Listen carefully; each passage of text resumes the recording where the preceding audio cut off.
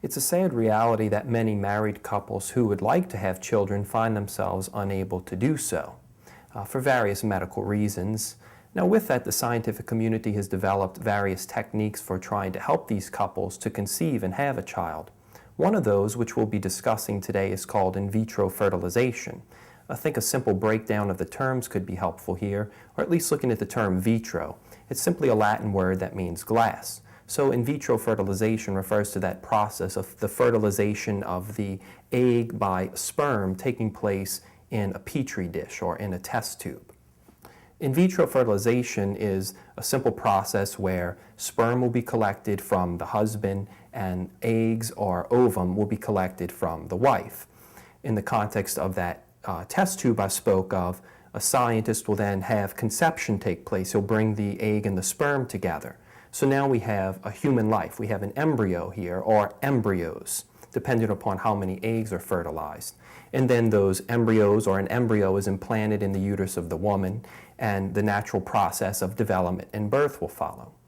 The Catholic Church is against in vitro fertilization, and for several reasons, and so we'll sort of go through some of those. To begin with, we look at the collection process in which sperm is taken from the man.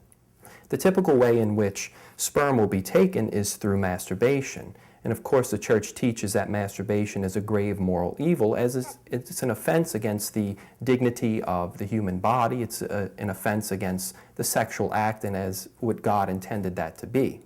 Also, there's what we call heterologous in vitro fertilization, where in some cases the husband is unable to produce any sperm.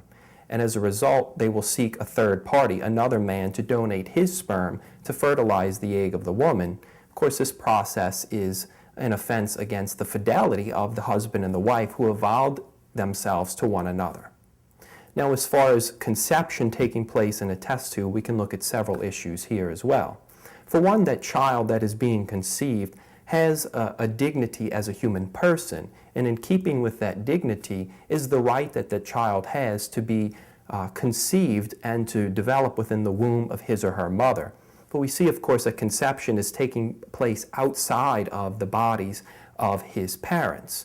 Instead, it's being taken place in a scientific setting.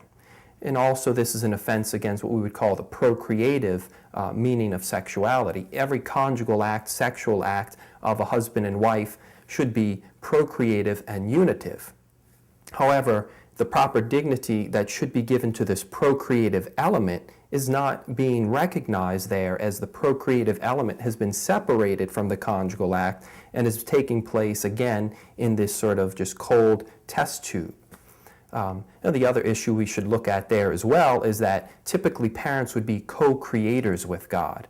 However, in this instance, the parents are being separated. Their role as co-creators is separated from the act of conception. And so instead, a scientist has become sort of the sole decisive factor there of where life will be given. The other issue that we want to look at is what is being done with all of these embryos that are produced, keeping in mind that life begins at conception. Typically, more than one embryo may be implanted in the woman's uterus, as there's a greater chance of successful development and birth taking place. In some cases, though, more than one embryo will develop properly, and then the issue becomes, does the woman want to have multiple children or not? And in some cases, the woman will make the unfortunate decision to abort one or more of the embryos that has begun to develop because she's chosen to only have one child. And of course, abortion is a grave moral evil. The other issue is that even if those embryos are not implanted, what do we do with these embryos that we call extras? And it really is terrible for us to even refer to a human life as an extra, but in many cases those extra embryos are either frozen or simply discarded. And of course, that's not in keeping with the dignity that each of those human persons, each of those human lives is due. And so this is a very basic understanding of in vitro fertilization, by no means exhaustive. If you would like a deeper look at this issue, I would recommend that you check out a church document called Donum Vitae, the Gift of Life. And certainly there you can find a lot more information.